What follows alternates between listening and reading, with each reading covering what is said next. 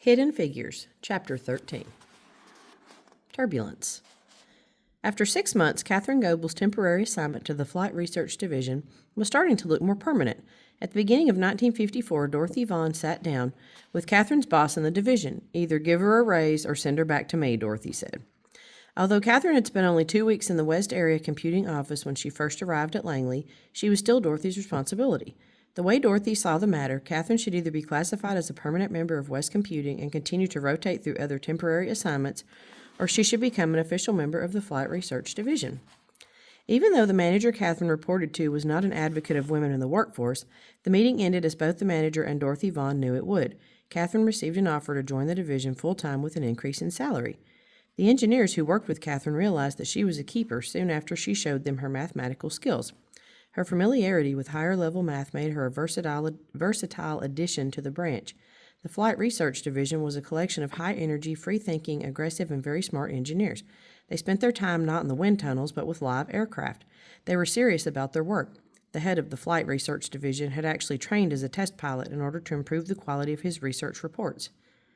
The division was the kind of place that would not show patience to anyone, male or female, who took too long to figure out how things were supposed to be done.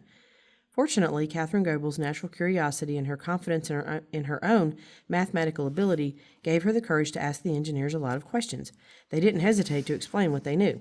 They spent a good part of their lives thinking about flight, and they could talk about it endlessly. Branches within the Flight Research Division investigated different topics, such as planes that could travel faster than the speed of sound, and even ones that might be capable of flying into outer space. One of the tasks of the Maneuver Loads branch where Catherine worked was to examine safety concerns and investigate plane crashes. A bumpy ride. Catherine's first assignment in the group was to help figure out what went wrong in an accident involving a small Piper propeller plane. The plane, which was flying along in an unremarkable fashion, literally fell out of the clear blue sky and crashed without apparent cause. The National Advisory Committee for Aeronautics received the plane's flight recorder, a device that tracks an aircraft's speed, acceleration, altitude, and other measures of flight. The information was essential to figuring out what had happened. Excuse me. It was Catherine's job to analyze the photographic images of the plane's instruments recorded in very small increments of time.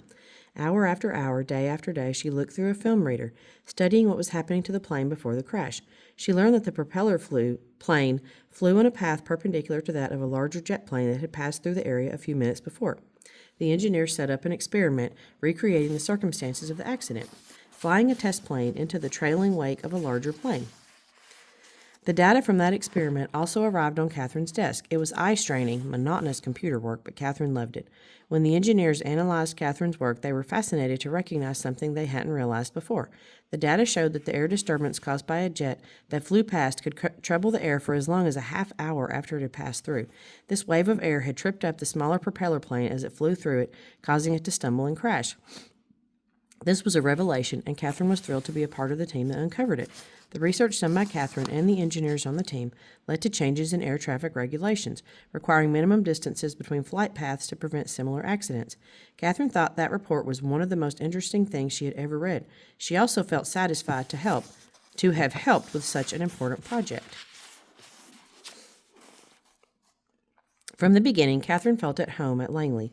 She took a genuine liking to her new colleagues who were opinionated, high energy, and interesting. Best of all, as far as Catherine was concerned, they were smart as whips. Like other black people, Catherine was aware that discrimination existed at Langley, just as it existed in other areas of life, but she made the decision to block it out of her daily routine. She refused to allow herself to worry about it too much. When she first took the job, she didn't realize the bathrooms were segregated. Not every building had a colored bathroom, and the ones for the white women were unmarked. As far as Catherine was concerned, there was no reason why she shouldn't use the unmarked bathrooms as well. The next challenge. After they'd been living in Newsom Park for 2 years, Catherine's husband said, "I want to move our girls out of the projects." Living in the subdivision when they first arrived in town had made it possible for the family to become a part of the black community in the area very quickly, but they decided to move to Mimosa Crescent, a World War II-era neighborhood in Hampton that had been built for middle-class black families. In 1946, Mimosa Crescent had more than doubled in size, growing from its original 22 houses to 51. The area attracted more prosperous families who were able to afford the 3- and 4-bedroom brick houses. With a lovely new home, a job she loved, and her 3 daughters all doing well in school, Catherine felt she was living the American dream, at least for a while. Then, over the course of 1955, her husband began to feel sick, first with headaches, then with unexplained weakness. Ultimately, doctors discovered a tumor at the base of his skull where it could not be treated. His health declined over more than a year, and much of that time he was in the hospital. Catherine's husband, James Francis Goebel, died 5 days before Christmas in 1956. Catherine was devastated, of course, but she refused to give in to her grief. She had made a promise to her husband that she would do everything in her power to keep their bright, lively daughters on the path that they had paved for them. Catherine allowed herself and the girls until the end of the year to mourn, and then she expected them all to get back to work. On the first day of school in January 1957, Catherine met with the school principal. "It is very important that you don't show the girls any special treatment or let up on them in any way," she said. "They are going to college and they need to be prepared."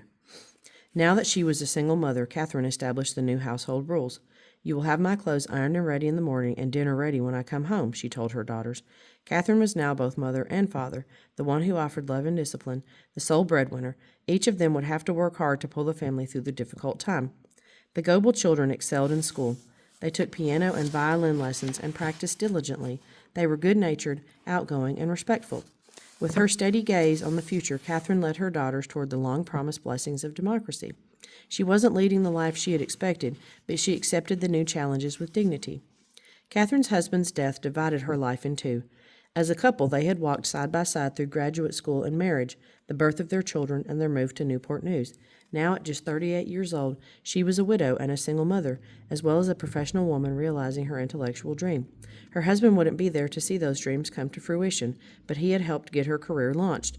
All that had come before would connect to all that was to come. In January 1957, Catherine's daughters went back to school and she went back to work. The second act of her life was about to begin.